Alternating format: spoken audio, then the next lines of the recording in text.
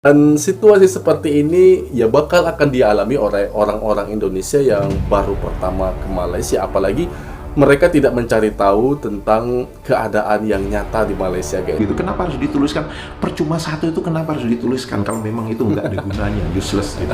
Yang dimaksud dengan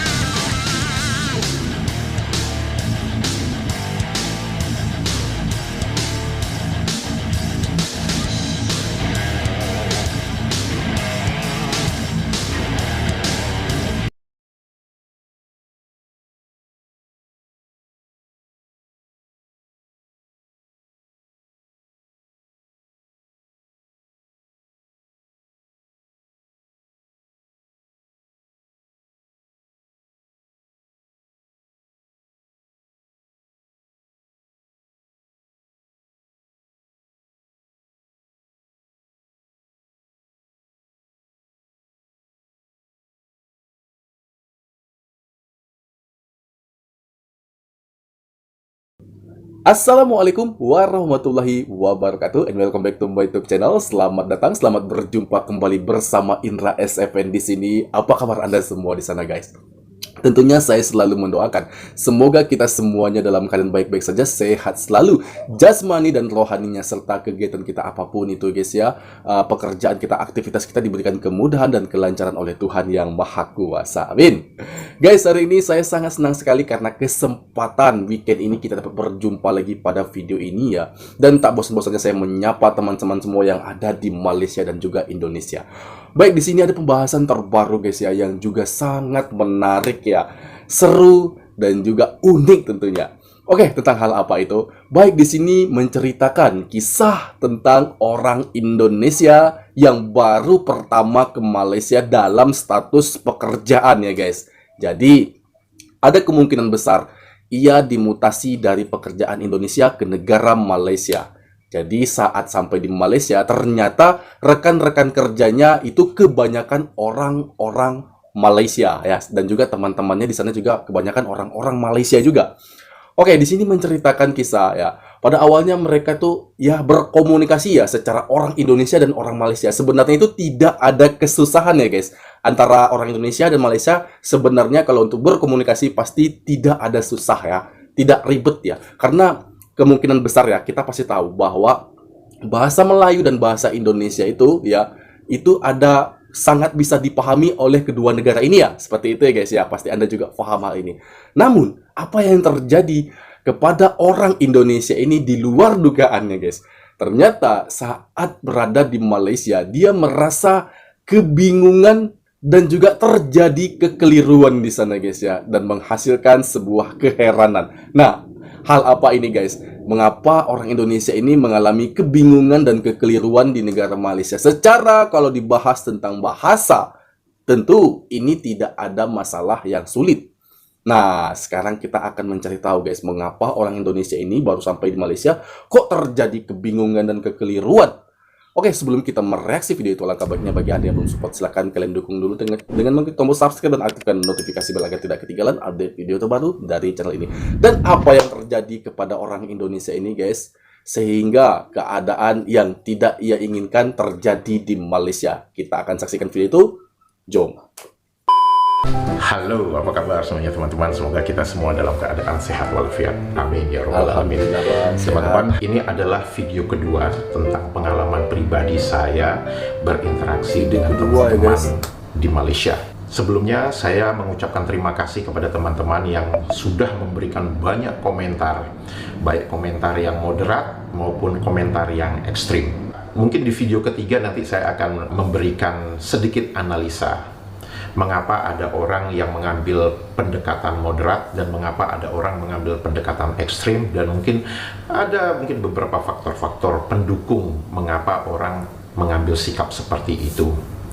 Tapi untuk video kedua kali ini saya ingin melanjutkan cerita tentang pengalaman pribadi saya ketika berada atau saat ini berada di Kuala Lumpur di mana pengalaman pribadi ini adalah menunjukkan bahwa meskipun bahasa Indonesia dan bahasa Malaysia menggunakan kata yang sama, namun bisa memberikan makna yang berbeda. Video tentang bahasa Indonesia dan bahasa Malaysia, tentang perkataan-perkataan yang sama dikenal baik di Indonesia dan di Malaysia, ini bertujuan agar kita saling mengerti dan bisa saling mengenal satu sama lain sebagai negara yang bertetangga. Kita juga tidak bisa menidakkan fakta bahwa ada banyak kesamaan kata yang digunakan baik di Indonesia dan di Malaysia. Namun, kita juga tidak bisa menidakkan fakta bahwa banyak kata-kata yang dikenal di Indonesia dan dikenal di Malaysia tapi memiliki arti yang berbeda. Itu adalah kenyataan yang harus kita hadapi saat ini. Dan ini adalah berdasarkan pengalaman pribadi saya. Jadi bukan sebagai referensi dari segi tata bahasa, dari segi ahli bahasa, bukan. Ini adalah dari pengalaman pribadi saya yang langsung berinteraksi dengan teman-teman Malaysia yang ada di Malaysia. Tujuan dari video ini dibuat adalah agar kita sesama negara bertetangga antara Indonesia dan Malaysia itu bisa saling menghargai, saling mengerti bahwa itu adalah kedaulatan sebuah negara dengan tata bahasa, dengan arti yang tersendiri, dan itu adalah fakta. Bahkan kalau misalkan untuk teman-teman yang beragama Islam kan sangat mengerti, sangat tahu bahwa ada dalam salah satu ayat dalam kitab suci agama Islam, Al-Quran, itu disebutkan bahwa manusia itu diciptakan berbeda-beda agar kita saling kenal mengenal. Setuju. Okay.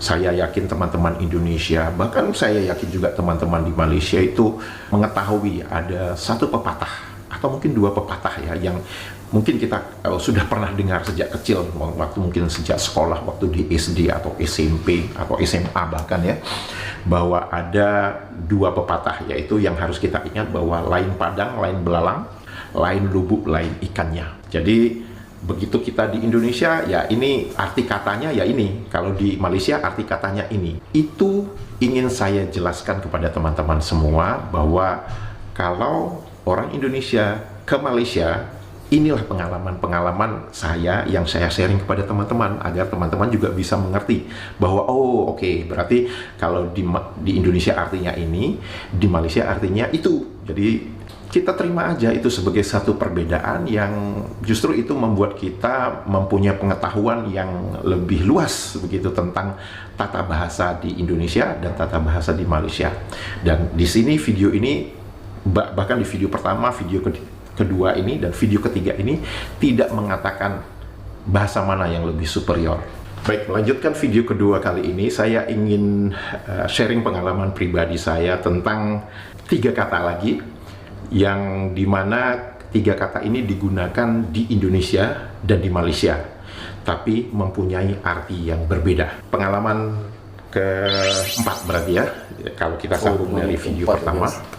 Yaitu ini terjadi ketika saya mengendarai kendaraan terus masuk ke suatu tempat baru, yaitu banyak gedung-gedung baru. Kemudian saya melihat ada satu papan reklame atau papan iklan. Itu tulisannya gini, pejabat disewakan. Saya sebagai orang Indonesia saat itu belum banyak mengerti, belum banyak berinteraksi dengan teman-teman Malaysia. Itu saya otomatis saya akan langsung mesem-mesem. Saya langsung ketawa sendiri. Ini maksudnya apa ya? Pengertian saya sebagai orang Indonesia, pejabat itu adalah orang dengan jabatan yang cukup tinggi di kantor pemerintahan. Makanya itu disebut pejabat. Ya, itu pengertian saya. Namun begitu sampai di Malaysia, saya melihat, wah, pejabat disewakan ini maksudnya apa? Saya menanyakan kepada teman saya yang orang Malaysia.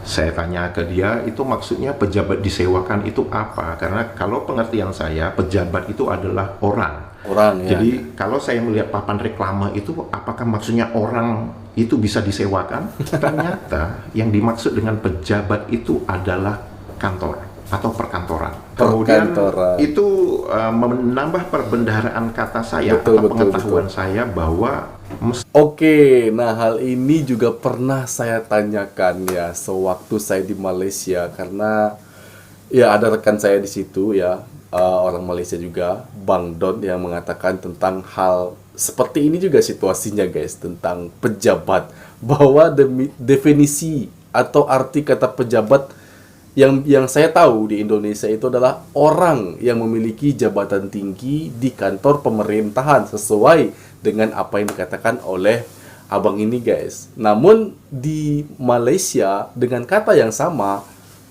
terjemahan atau artinya berbeda guys. Pejabat ya, pejabat itu rupanya nama tempat, nama kantor yang ditujukan kepada satu instansi ya dalam pekerjaan nih guys. Jadi intinya di situ nama tempatnya ya guys ya, bukan nama orang yang bekerja di situ. Seperti itu. Nah, itu juga menambah ilmu pengetahuan saya selama berada di Malaysia. Persis dengan situasi seperti ini ya. Oke, next kita lanjut. Bye. Meskipun di Indonesia mengenal kata pejabat, namun dari segi makna, dari segi arti itu sangat berbeda. Kalau di Indonesia pejabat itu orang, kalau di Malaysia pejabat itu suatu benda mati, yaitu ruang perkantoran. Nah, itu kepada teman-teman pengalaman saya yang keempat. Pengalaman kelima ini saat itu saya mau mengikuti acara ngumpul-ngumpul dengan teman-teman di Malaysia. Beberapa teman-teman itu bertanya kepada saya, nanti kamu mau ke tempat ngumpulnya mau pakai apa? Waktu itu saya belum punya kendaraan. Saya mengatakan bahwa saya mau ke sana nanti mau naik kereta. Salah satu teman Malaysia saya itu nyaut, dia bilang, oh mau naik kereta ya? Ya udah, kita sama-sama aja naik keretanya. Saya bilang, oke, ayo aja. Dia bilang gitu. Dari tempat saya bekerja ke stasiun kereta itu saya harus berjalan kaki. Saya berjalan kaki dengan teman Malaysia saya ini. Dalam perjalanan itu, teman saya itu nanya, kamu parking? Jadi kalau di Malaysia ngomongnya parking, bukan parkir ya. Teman Malaysia saya itu nanya, kamu parking keretanya di mana? Gitu. Saya bilang, saya juga agak bingung tuh dengan pertanyaan maksudnya parking kereta gitu. Terus saya bilang itu di depan sana gitu. Saya menunjuk ke arah stasiun kereta, stasiun LRT begitu ya. Dia bilang oh iya oke. Nah begitu kita udah ngelewatin tempat parkir mobil gitu. Teman saya nanya lagi, kamu parking keretanya di mana? Terus kebetulan LRT-nya tuh lewat di rel atasnya tuh lewat. Terus saya nunjuk itu keretanya yang kita mau naik. Terus teman Malaysia saya itu dengan wajah bingung, saya juga dengan wajah bingung gitu. Terus saya bilang, ada yang salah dengan pengertian saya? Teman Malaysia itu, saya itu ngasih tahu, oke, saya ngerti sekarang. Apa gitu. Nah, teman Malaysia saya itu menjelaskan kepada saya bahwa kalau di Malaysia, kereta itu mobil. Sedangkan kalau di Indonesia, pengertian di Indonesia, kalau kereta itu adalah merujuk kepada kereta api atau LRT atau MRT gitu ya, itu kereta gitu ya. Walaupun saya tidak menidakkan bahwa ada fakta di beberapa daerah tertentu di Indonesia, kereta itu juga bisa bermakna lain. Misalkan kalau nggak salah di Medan ya, itu kereta itu bisa berarti sepeda motor ya. Bahkan kalau di Medan juga kalau kita ngomong pajak itu maksudnya pasar. Pasar ya, betul. Tapi itu kan oke guys, itu kita pause dulu. Dan situasi seperti ini ya bakal akan dialami oleh orang-orang Indonesia yang baru pertama ke Malaysia, apalagi mereka tidak mencari tahu tentang keadaan yang nyata di Malaysia guys, bahwa ada banyak perbedaan, persamaan kata seperti itu. Kereta di Malaysia itu adalah mobil guys ya, namun penyebutan mobil itu tidak akan pernah dijumpai di negara Malaysia, hanya di Indonesia. Nah, saat kita mengatakan kereta di Indonesia itu artinya kereta api, atau juga di tempat-tempat lain, ada di salah satu tempat-tempat mungkin di Medan itu mengatakan kata-kata yang berbeda juga. Kereta itu adalah motosikal. Namun secara keseluruhan di Indonesia mengatakan bahwa kereta itu adalah mengarah kepada kata-kata atau benda yang sebagai sarana transportasi, yaitu adalah kereta api ya. Nah, di sini memang harus ada banyak mengetahui hal-hal baru ya sewaktu Anda akan pergi ke negara Malaysia. Seperti itu ya. Agar tidak terjadi kesalahan yang seperti ini ya, ini salah paham. Namun berujung sebuah sedikit kelucuan mungkin guys ya. Oke, Lai. baku.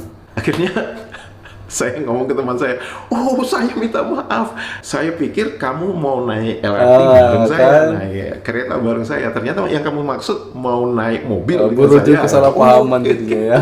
Jadi itu pengalaman yang menurut saya itu sesuatu yang membuka mata ya, bahwa kita dalam menggunakan bahasa Melayu atau bahasa Indonesia yang kita adopsi dan dibawa di Malaysia dengan menggunakan kata kereta, itu kita harus aware, harus menyadari bahwa itu bisa berarti yang lain.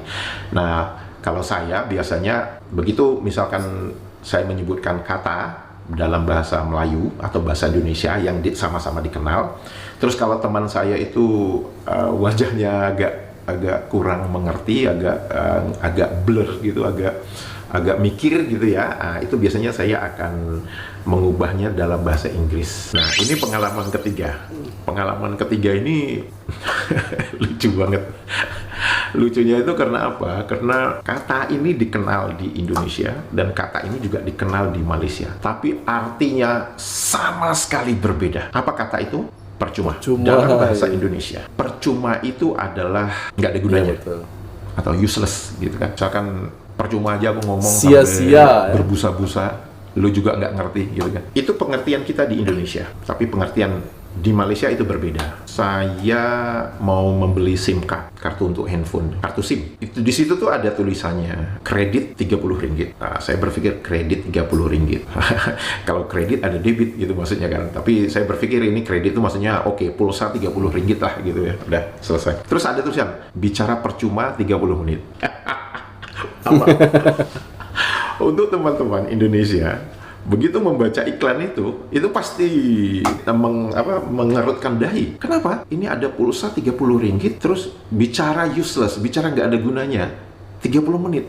Lah kalau nggak ada gunanya ngapain bicara? Pengalaman kedua, kalau kita lihat di tempat shopping itu, kadang-kadang kita melihat itu ada tulisannya beli satu percuma satu. Sebagai orang Indonesia, apa pengertian teman-teman pasti akan bilang, oke, beli satu gratis, percuma satu ya. Percuma ngapain? Dibuang aja gitu, percuma gitu kan. Terus ngapain harus dituliskan gitu? Kenapa harus dituliskan percuma satu itu? Kenapa harus dituliskan kalau memang itu nggak ada gunanya, useless gitu ya. Yang dimaksud dengan kata percuma di Malaysia itu adalah, kalau di bahasa Indonesia kan itu adalah gratis. Jadi kalau di Malaysia kita melihat tulisan kredit Rp30, bicara percuma 30 menit, itu maksudnya kalau di bahasa Indonesia kan, dengan pulsa Rp30 maka kita bisa bicara gratis, ngomong gratis 30 menit. Jadi kepada teman-teman, itu pengalaman pribadi saya. Teman-teman tidak perlu memaksakan, misalkan teman-teman yang di Indonesia memaksakan bahwa,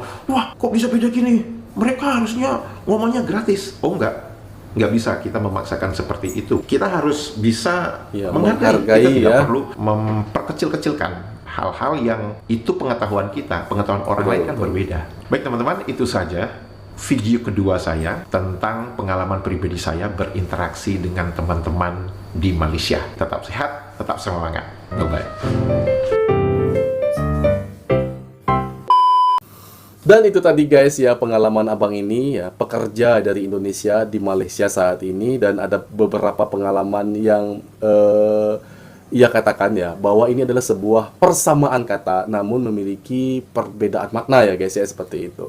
Tapi kalau secara keseluruhan ya, mungkin dalam hal-hal sedikit ini ya, ada persamaan-persamaan kata tapi maknanya berbeda ya. Seperti sendok ya, kalau sendok di Malaysia itu mungkin lebih menjurus kepada sendok yang lebih besar ya. Kalau sendok itu biasanya di Malaysia namanya sudu ya guys ya. Dan ada hal-hal lainnya seperti jemputan tadi ya dibahas ya. Ada video sebelum ini bahwa mengatakan jemputan ya. Kalau di Malaysia itu jemputan, di Indonesia itu biasa disebut dengan undangan ya, mengundang ya, seperti itu ya. Dan ada perbedaan persamaan kata-kata lainnya, namun maknanya juga berbeda guys. Tapi secara keseluruhan ya, untuk kita berkomunikasi dengan orang-orang Malaysia itu sangat mudah dipahami guys ya. Ini pengalaman saya pribadi juga bahwa setelah saya ke Malaysia itu saya sangat mudah untuk berkomunikasi dengan orang-orang Malaysia ya. Bahkan secara intelektual ya mereka sangat berwawasan tinggi ya, memberi saya pemahaman-pemahaman yang sebelumnya memang saya cari guys.